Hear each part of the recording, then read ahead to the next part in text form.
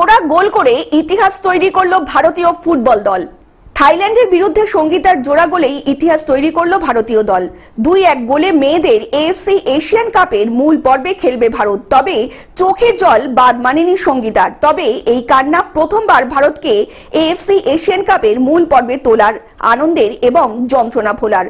চোট কাটিয়ে অন্ধকার থেকে আলোয় প্রত্যাবর্তনের মতোই রোমাঞ্চকর বঙ্গতনয়ের জীবন কাহিনী। সঙ্গীতার মা ফুলঝুরি বসফোর কলকাতার একটি হাসপাতালে সাফাই কর্মী। সঙ্গীতার শৈশবের কোচ প্রতিমা মণ্ডল। এই মর্মে প্রথমবার মেয়েদের এএফসি এশিয়ান কাপের মূল পর্বের যোগ্যতা অর্জন করায় ভারতীয় দলের জন্য 50,000 মার্কিন ডলার পুরস্কার ঘোষণা করল সর্বভারতীয় football federation. Bureau report, globe news. এখন থেকে গ্লোব টিভি দেখুন আপনার স্মার্টফোনেও। গুগল প্লে স্টোর অথবা অ্যাপল স্টোর থেকে ডাউনলোড করুন গ্লোব টিভি লাইভ অ্যাপ। এছাড়া জিও টিভি অ্যাপ থেকে দেখুন গ্লোব টিভি লাইভ।